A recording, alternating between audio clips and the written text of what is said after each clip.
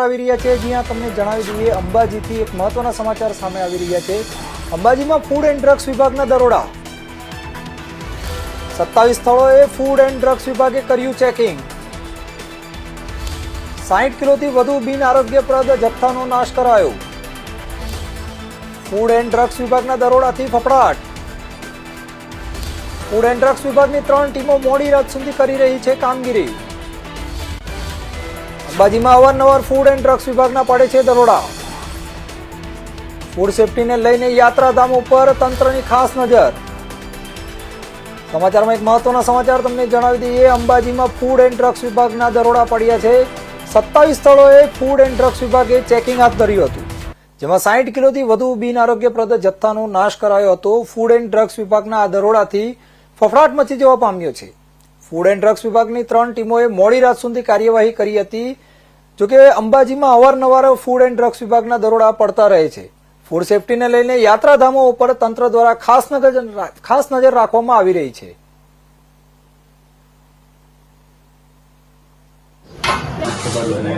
તંત્ર પાલનપુરના food safety ઓફિસરો અને food safety van એમ કુલ 3 ટીમો બનાવી અંબાજી ખાતે કુલ 27 જેટલી હોટલો, રેસ્ટોરન્ટો અને ખાદ્ય ચીજોનું ઉત્પાદન કરતી પેઢીઓની તપાસ કરવામાં આવેલી છે।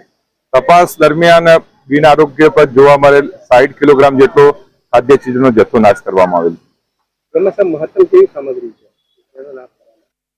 મહત્તમ શાકભાજી હોય કે બિન આરોગ્યપ્રદ સ્થિતિમાં ફ્રીજમાં ખુલ્લા રાખેલા હોય તે જૂના સંગ્રહેલા ખાદ્ય ચીજો હોય અથવા કોઈ મુદત વીતી ગયેલા ખાદ્ય ચીજો હોય એવા નાશ કરવામાં આવેલા છે। વેપારીઓ શું કહેવામાં? ખાદ્ય ચીજો જોઈએ એટલે આ પ્રમાણમાં ઉપયોગ કરવો જોઈએ। જે ખાદ્ય તેલ તરવા માટે ઉપયોગ કરાતું હોય એનો વારંવાર ઉપયોગ ન થવો જોઈએ। અને જો ખાદ્ય ચીજો ખરીદવામાં આવે તો બિલથી અને એની ખરીદીની તારીખો ચકાસણી થવી જોઈએ અને એનો રેકોર્ડ રાખવો જોઈએ।